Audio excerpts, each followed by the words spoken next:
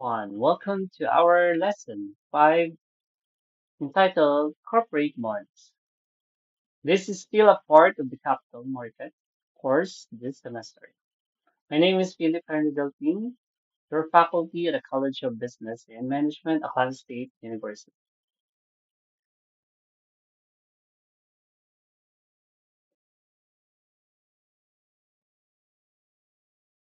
Our learning objectives. At the end of the lessons, the student should be able to, number one, define corporate bonds and their role in the capital market. Two, explain the concept of credit risk associated with bonds. Number three, identify the various bond types, secured versus unsecured, subordinated, and others. Number four, analyze the relationship between bond price and yield. Number five, analyze the different, understand, understand the different features of bonds, callable, convertible, putable, and others. What are corporate bonds?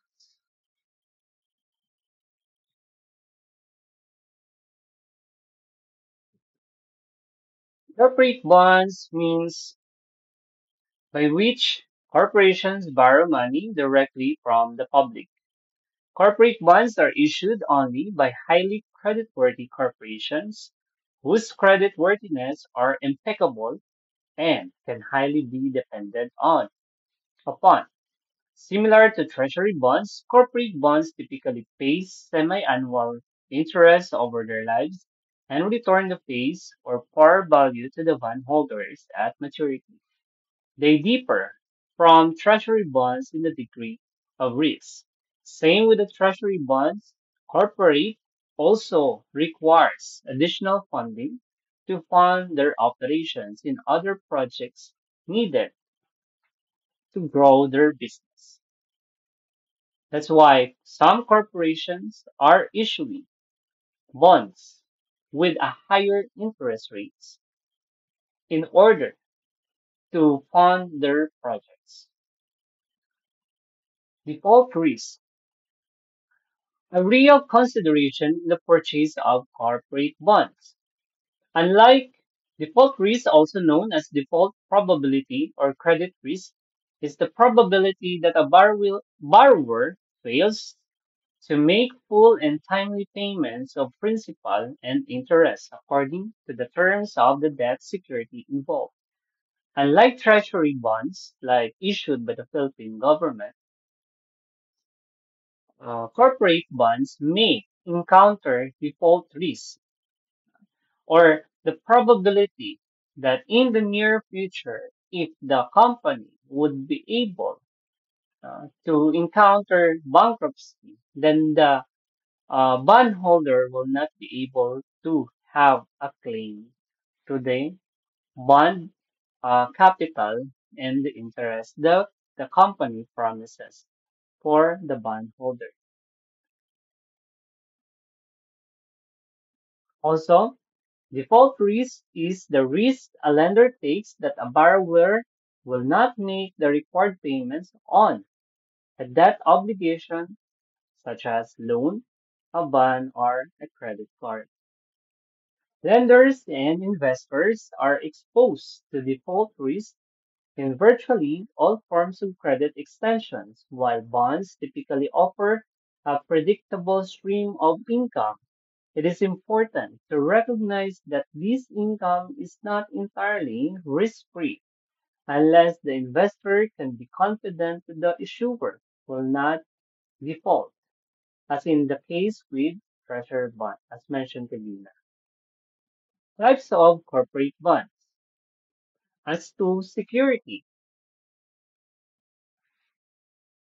okay, we have secured bonds. Secured bonds are collateralized, that is, they are backed by a specific assets or assets that the issuer pledges to the bondholder in case of default. Secured bonds are usually issued by entities with lower credit ratings and offer lower interest rates. Yes. Next is we have unsecured bonds.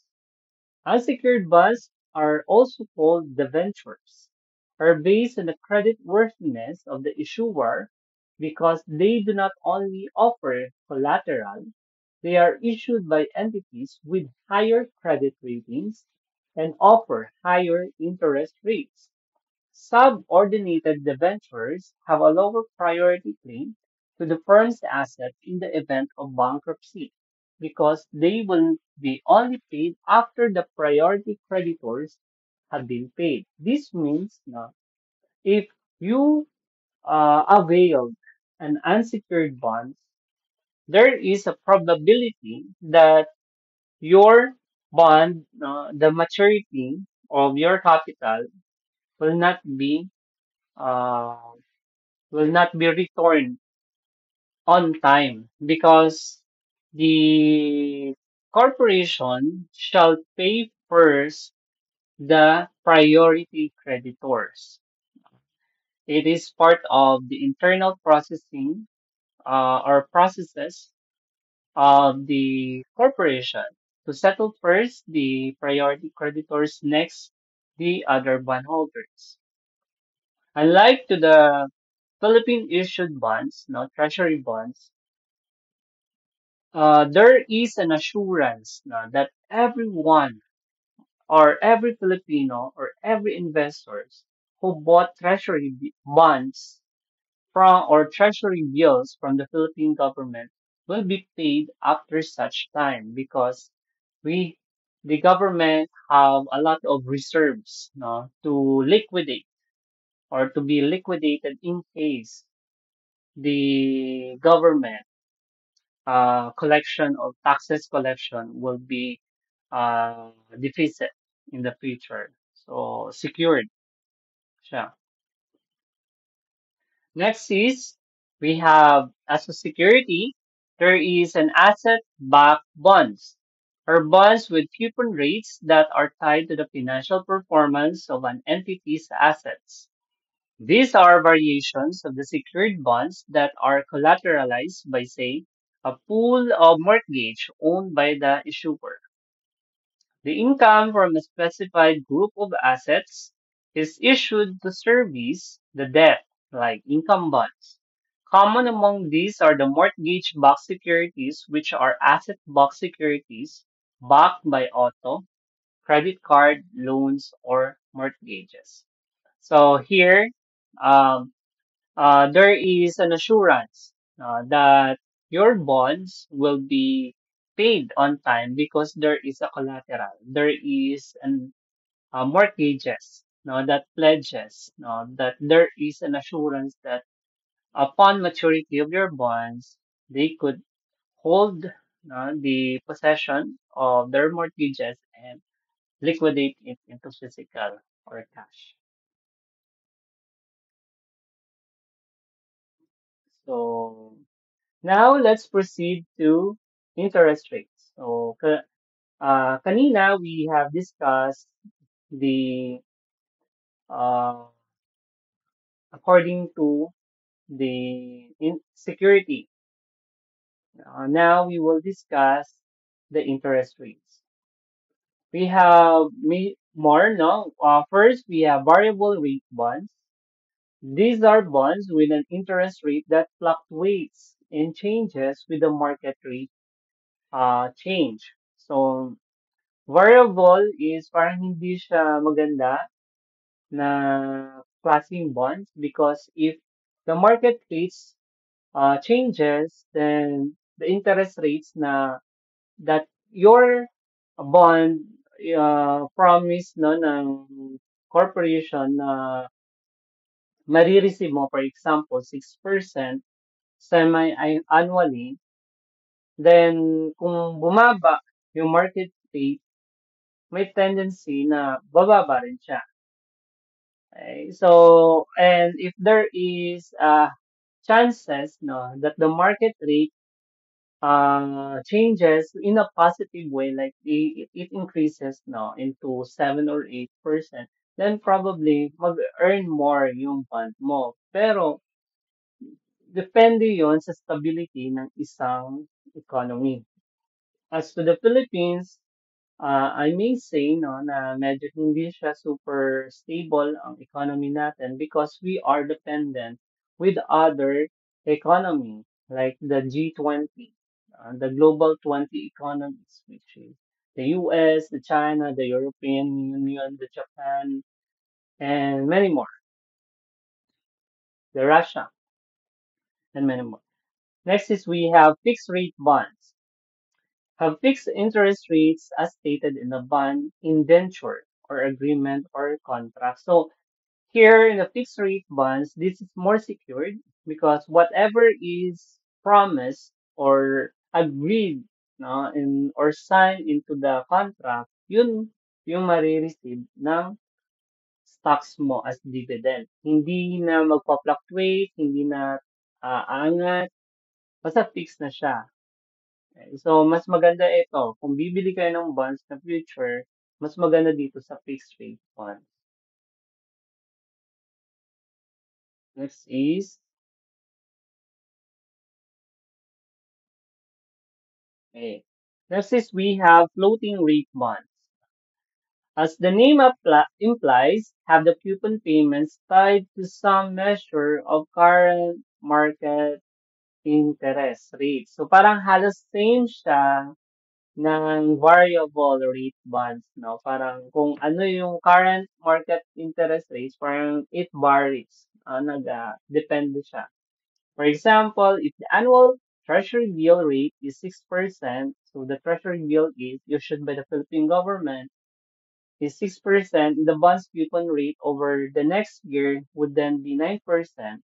Then the floating rate bonds always pay approximately current market rate. So dito sa floating rate bonds, no, mas mataas yung risk. It's because kung ano ang market rates, yun yung susundin. Hindi siya fixed. Pero the more riskier kasi, the more chances that your investment will be earning more. So depende sa sa'yo as a capitalista if you're going to venture or invest your money into this kind of bonds, no, floating rate bonds that varies interest rates depende sa capacity ng market or performance ng market. So let's differentiate between the variable rate bonds and floating rate bonds. Ang floating rate specifically means linked to a market interest rate benchmark.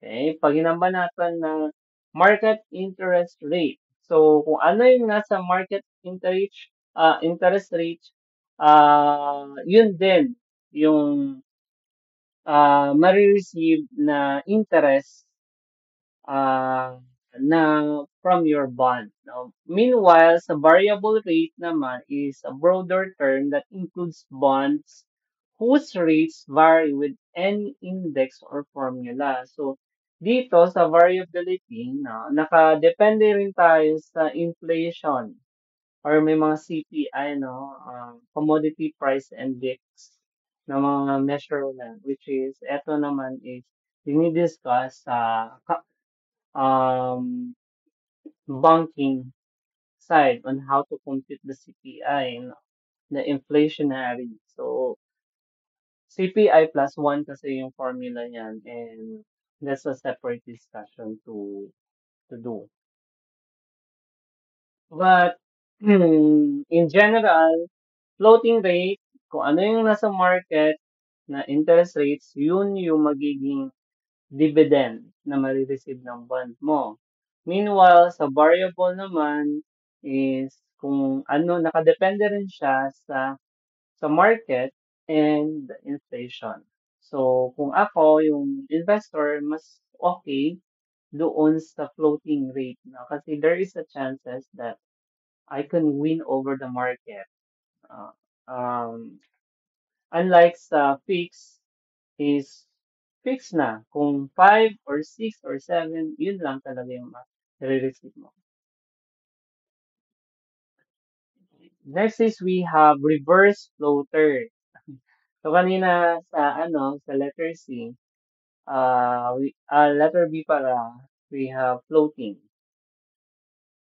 So may floating. Ito, reverse floaters are the opposite of the floating rate bonds because the coupon rate on these bonds falls when the general level of interest rates rise. Investors in these bonds suffer when rates rise but benefit when the general level of interest rates fall. So parang ano lang siya, opposite niya. So hindi siya safe kasi nakadepende siya sa interest rates in the overall capital market. In so pag mababa or bumagsak ang interest rates natin, babagsak din yung benefits ng floaters na bond. So hindi siya magandang klase for me, for me. But depende kasi yan sa mga portfolio managers if how do they forecast uh, interest rates in the future kasi meron din silang tinitingnan ng mga behavioral market pattern kung paano ba siya gumagalaw yung market or ano yung magiging future. So, yung ano lang dito, yung kinagandahan sa apat is that you could choose what kind of bonds yung swak sa personality mo as investors.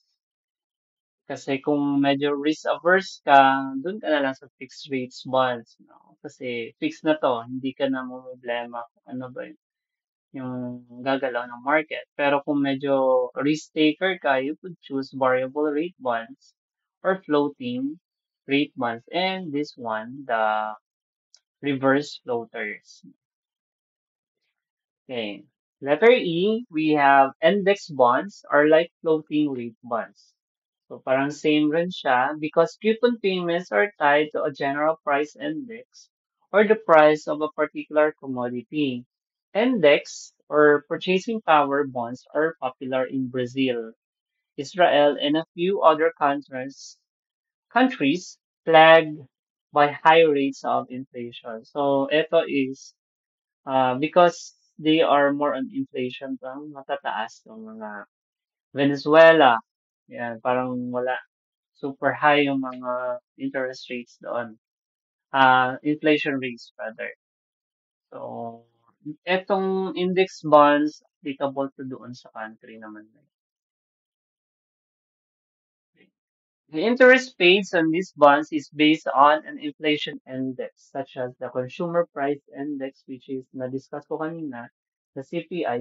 Therefore, the interest rates rises automatically when the inflation rates rise. So, nakadepende siya sa inflation.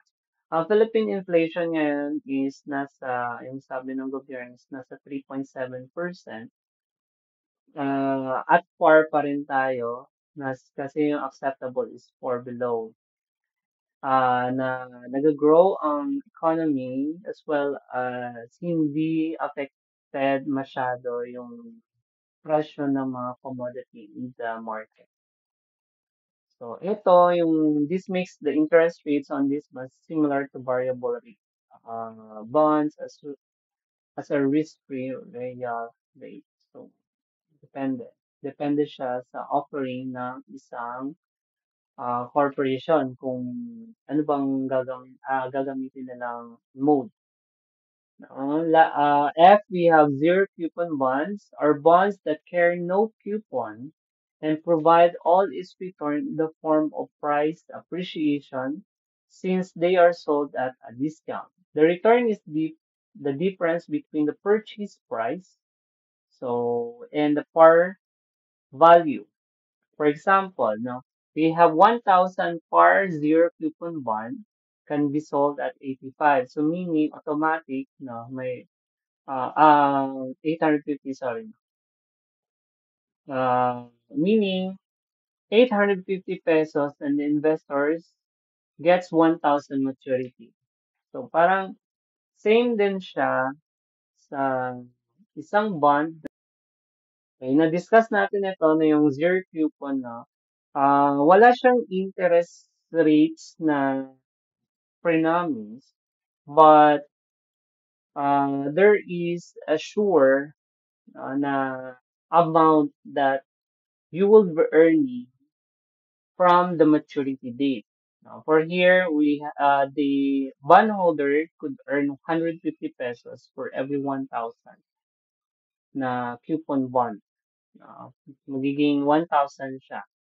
It's because nabili mo lang siya ng 850 and then at the certain time that it will become 1,000 pesos na.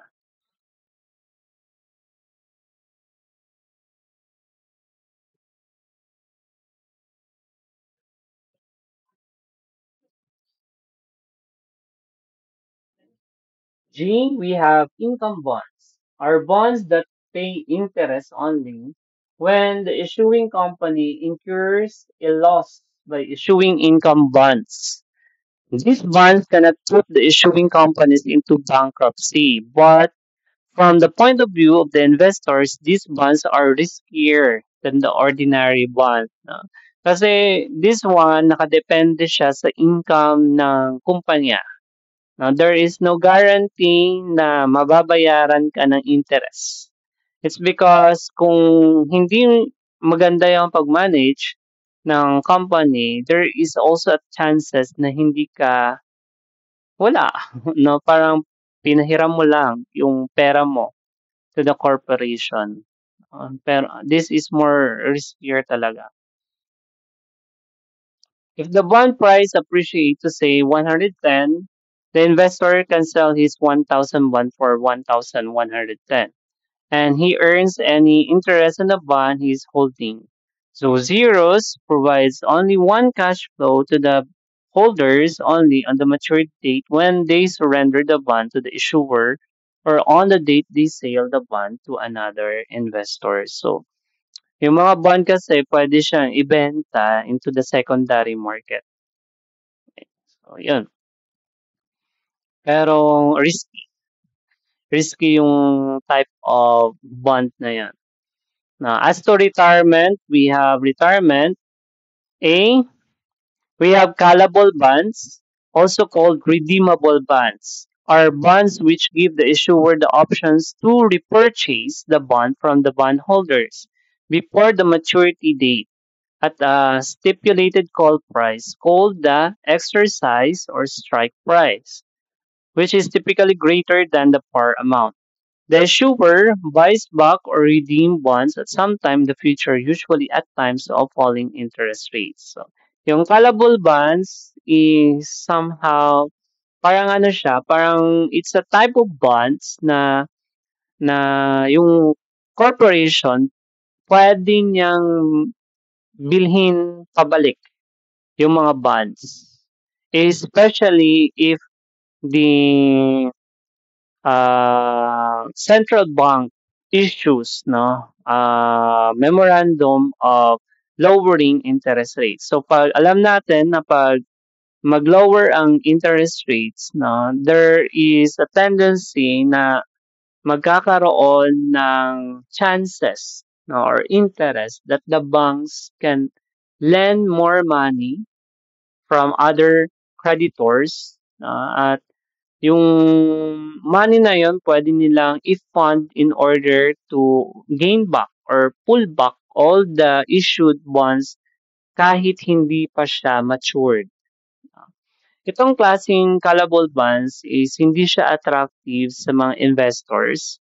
It's because, syempre, hindi guaranteed na yung interest na makukuha natin. At syempre, as investors, gusto naman natin na mas high yielding naman yung bonds na bibilhin natin. Next is we have convertible bonds. These are the bonds that can be exchanged for common stocks of the issuer. So when we say common stocks, pwede siyang mapalit, pwedeng magiging shareholder yung mga bondholder in the future. So this feature attracts investors, but these convertible bonds usually carry lower interest rates. So mababa lang yung interest rates niya.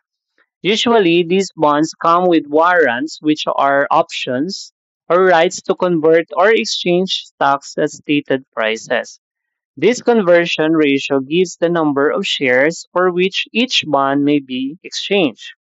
The conversion premium is the difference between the bond market price and the conversion price. So, depende siya sa bond market na price. So, kung ano ba yung ginadictate ng bond market, yun yung magiging conversion price ng bonds. So, for example, assume a 6% convertible bond. Assume a 6% convertible bond with par value 1,000. The bond will be converted to a common stock on the maturity date at a ratio of 1 over 6. This means one bond will be converted to 6 common stocks. So, ganda siya. At the end of the third year, the bond's market price is 1,200, while the market price of common stock is 220 per share. The conversion ratio is 1 over 6, and the conversion premium would be conversion premium is equals to conversion price minus bond price. So 6 shares times 220 is equals 1,200. Is equals to 1,320 minus 1,200. So magiging 120 siya. So convertible bonds give bondholders the ability to share in any increase in the value of stocks considered as capital gain. So yung capital gain na earned because of this kind of bonds, no, assurances is 120 pesos. Okay? Yung, di ba, if you could recall, capital gain is something na excess sa initial capital natin and the selling price ng share in the market. Now, for example, yun, this is the best way of the capital gain. So, 1,320 yung matured na amount ng isang bond and then nabili mo lang siya ng 120, then you earned 120 pesos as capital gain. Yeah. So convertible bonds give bondholders the ability to share in any increase in the value of stocks considered as capital gain. A capital gain is the increase in the value of an asset. In this case, the stock over time, the foregoing example, the stock price is 220 per share. At some future time, the previous bondholder, now a stockholder, share his stocks. And the price of the stocks rises to 214. So there is a 20 peso increase on the stocks price ng yung sa company, no.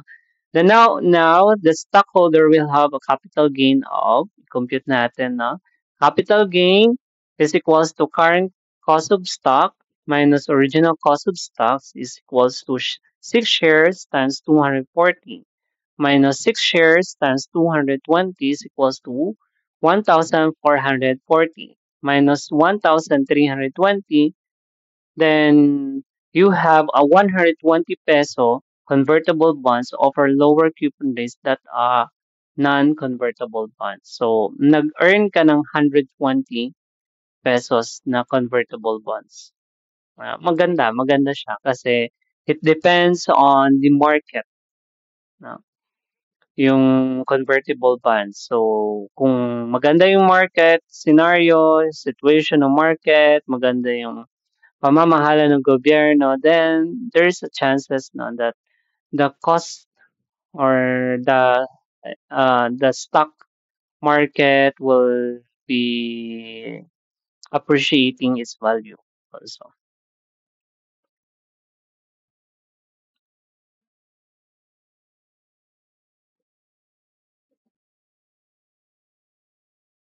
Okay?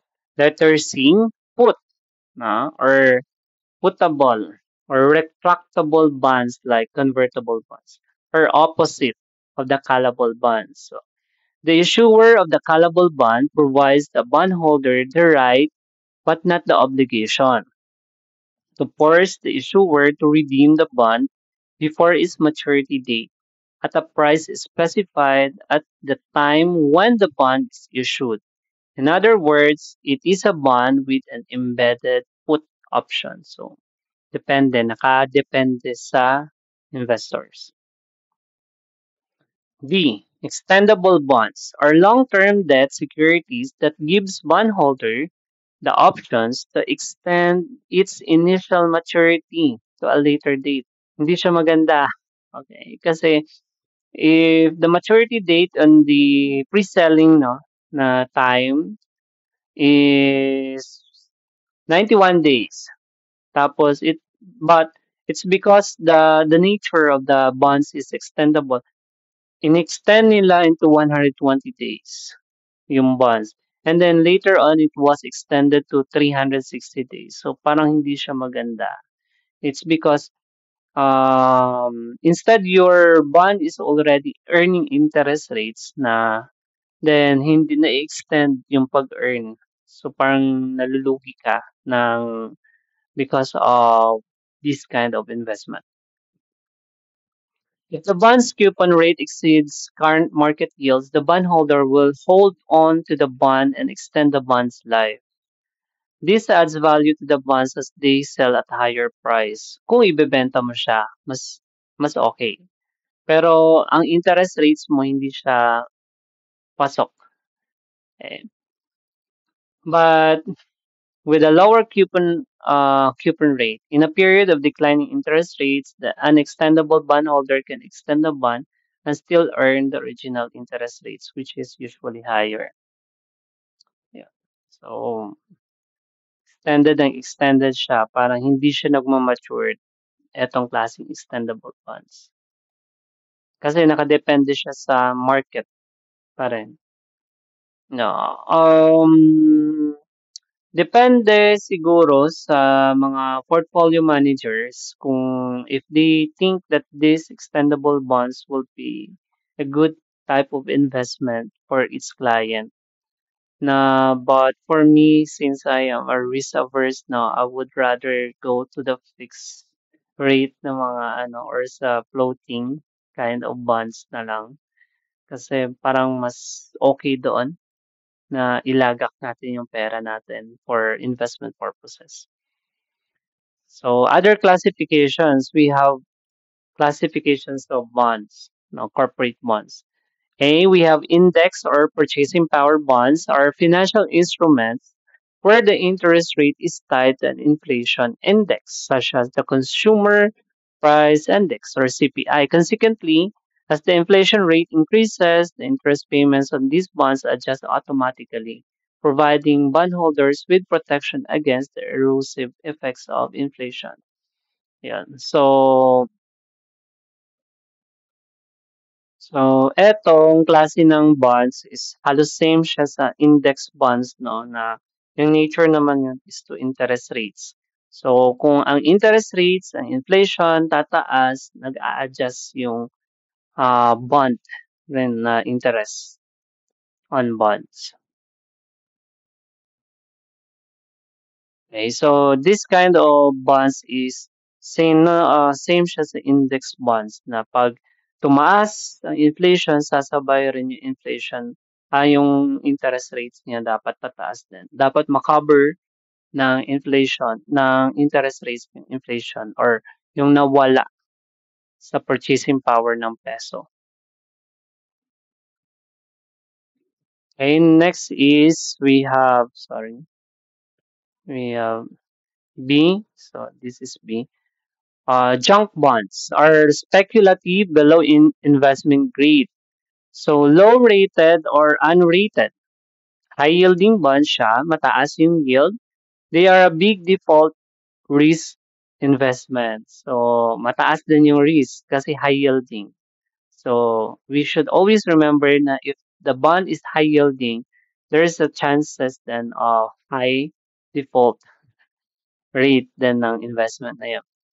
These bonds are high yielding or high yield bond mutual funds and other institutional investors like energy related firms, cable TV companies, airline,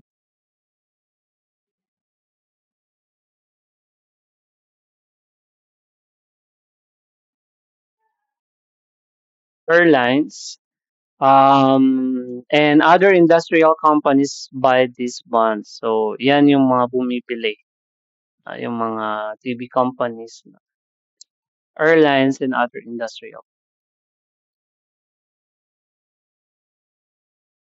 So, that is junk bonds. Okay. Next is we have international bonds. Are bonds issued by a foreign entity in the currency of the market in which it was issued. Companies that do not do a lot of business in other country may issue foreign bonds in the country. So this means the foreign company will issue bonds in the Philippines denominated in Philippine peso. Foreign bonds sold in the United States are called Yankee bonds. Yan yung tawag. So that was a definition by Body, King, and Marcus in 2002. There are other risks associated with foreign bonds, like the impact of two different interest rates. Um,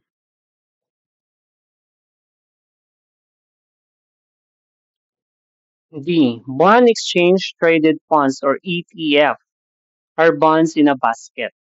Siya.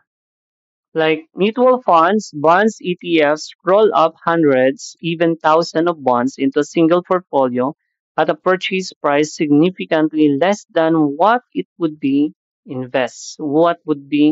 to invest in each bond individually. Also, like mutual funds, bonds, ETFs pay regular dividends to investors. So, ayan. So, regular din siya na yung pag-pay ng dividends ang ETF.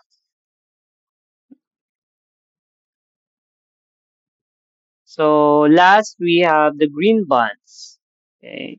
Green bonds are the main uses is for renewable energy, energy efficiency, clean transportation, responsible waste management. So that is more on the green bonds. So green bonds are a type of debt issued by public or private institutions to finance themselves, and unlike other credit instruments, they commit the use of the funds obtained to an environmental project or one related to climate change. The first green bond was issued by the World Bank in the year 2009.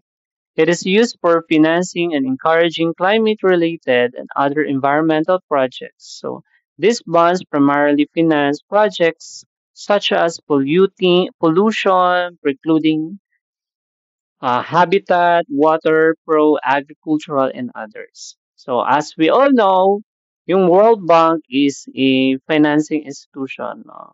It is agency, no, like IMF or International Monetary Fund.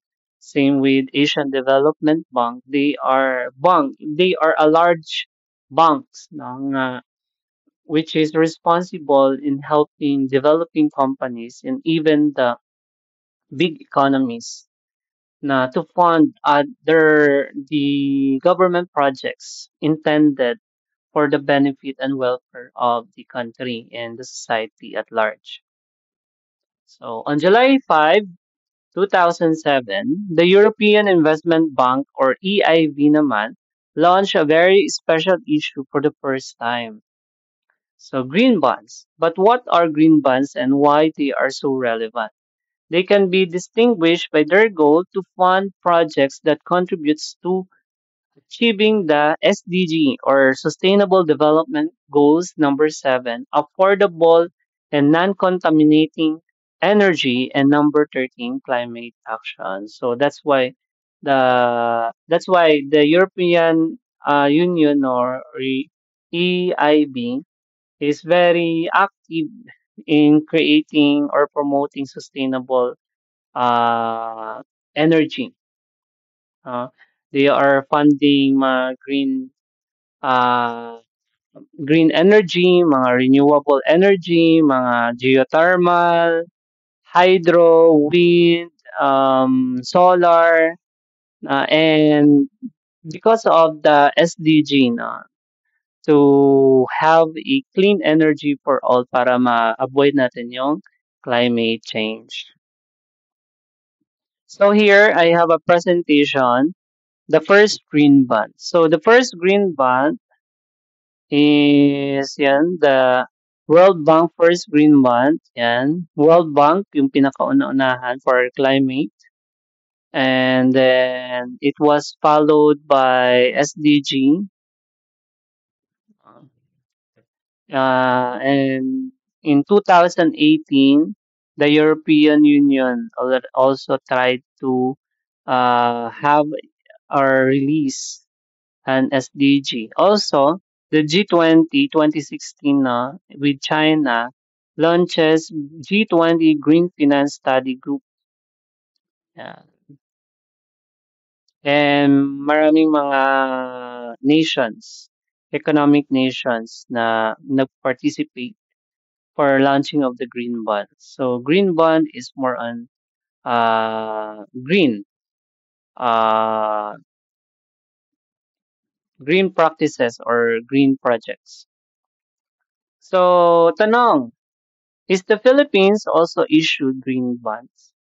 My answer is yes. The Philippines has issued green bonds both by the government and by private corporations like BPI and BDO. The Philippine government has established a sustainable finance framework to guide its issuance and encourages private companies to issue green bonds to fund projects like renewable energy and clean water. So on January 13, 2025, this is recently lang no, the Securities and Exchange Commission released a guide in on how to or on how foreign companies fund the green project of the country. Especially, we are now in the Marcos administration. Also, the BPI upsizes green bond issue to 40 billion. They issued the green bond on June 10, 2025, as well as the Philippines green bond. Yun. Philippine borrowings by green bonds on rise, so nagtaas siya. So ngayon, it is more worth 2.8 billion worth of projects na yung green bonds. Ang mga green bonds, as I mentioned, that is for the construction of green projects like mga dam, yan, hydroelectric dam, floating solar panels, yan, uh, electric vehicles, and that would cut emissions and coal from other countries. Wind power projects in Pililia, Quezon. Ayan, meron ding dito sa Batan, there is also rising dyan ng wind power, ang windmill dyan sa Batan Bay. Any questions? So, before I leave, no, I would like you to watch this video. This is a video from David Licauco. No? And so, let's watch the video. Pinaka pinipili or pinakamalaki? Pinakamasarap! May Chicken ads Joy! Basta di sigurado. Sa Shopee Mall, guaranteed authentic. Sigurado sa Shopee Mall! Hindi natin Sir? ma-escape. Sir, excuse me po. Kayo po ba si David Licauco? Yeah, bakit? Nag-interview po kasi kami ng iba't ibang... School of Discarte? Yes po, sir. I'm a big fan of your work, bro. Thank you, sir. Ba't kayo dito? Sir, okay lang po ba kayo may interview? Siyempre, iba po yung industry nyo. Baka pwede tayong makapagbigay kahit konti lang sa mga viewers natin. Yeah, for sure. Ikaw pa. Idol ko to eh. Gusto mo dun sa loob para Okay, sige po. tao, mas Apo. relax tayo. Mas maganda po, sir. Para po sa mga hindi nakakalam, sir, ano po yung industry natin? I'm in the entertainment industry and F&B, food and beverage. Ano po yung pinakamalaking kinita natin sa isang taon? Hirap ng tanong mo, pare ah. Saan ba? Sa entertainment or sa... Sa lahat, sir, sa lahat. Gusto mo hulaan? 10 million? Higher, siguro. 30? Higher, yeah. 50? Somewhere, ikaw na lang siguro, yeah.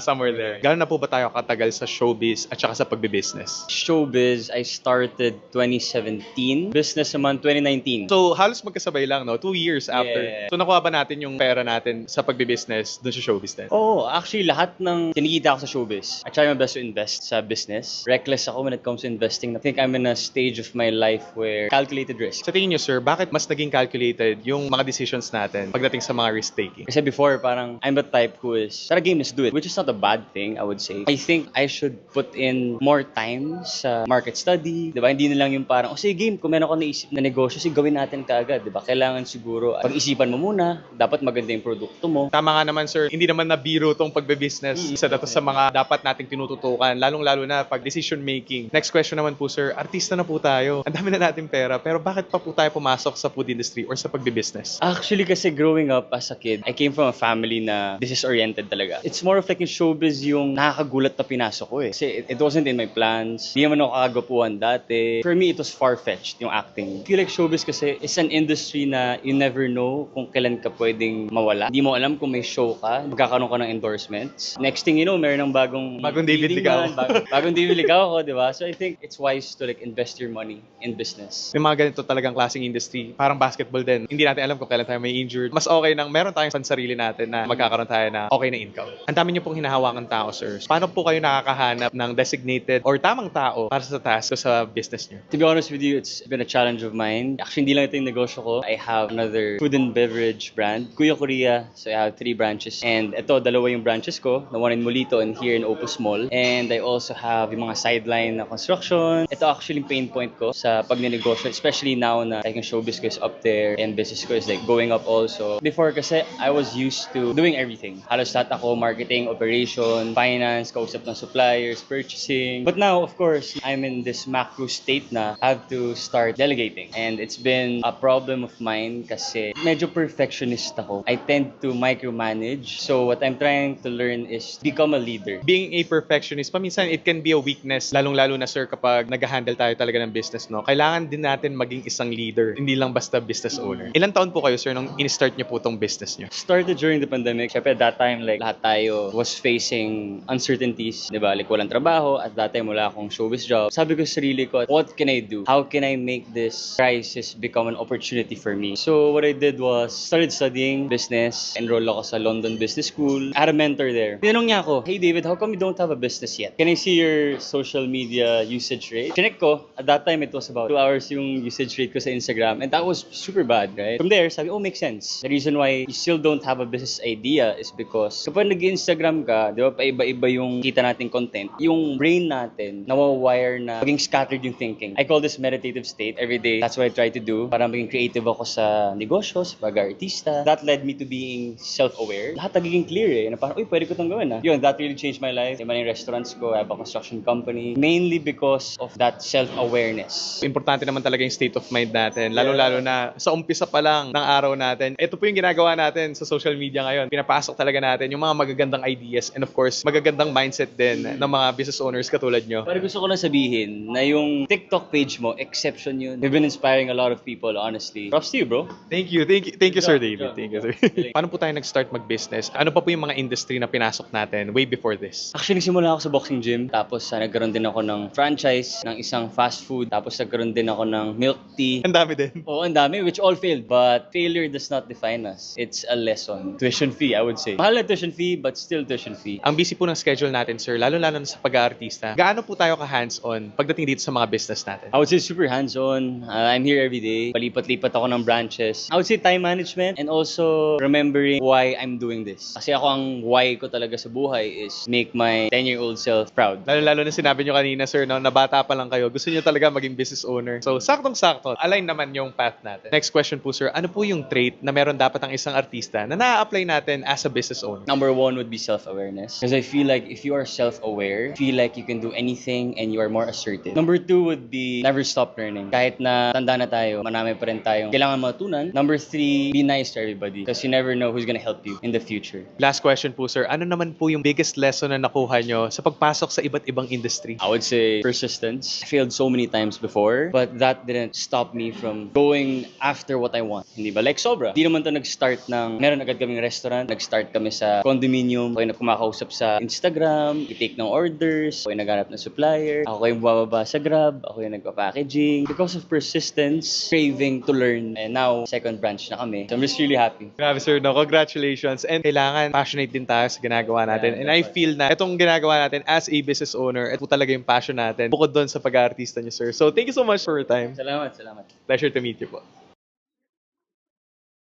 Okay, so that would end our discussions for today, and I hope may mana learn ka on our topic about investment as well as with a special guest of our artist. No?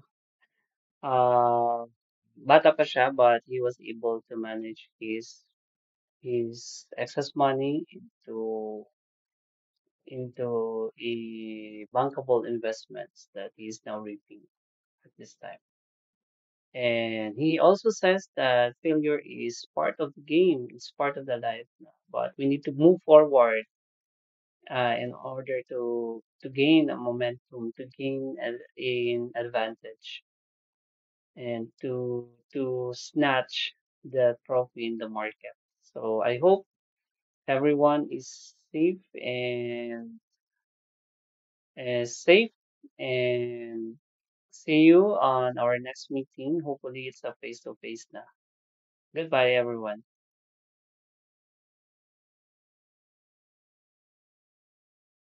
Sir,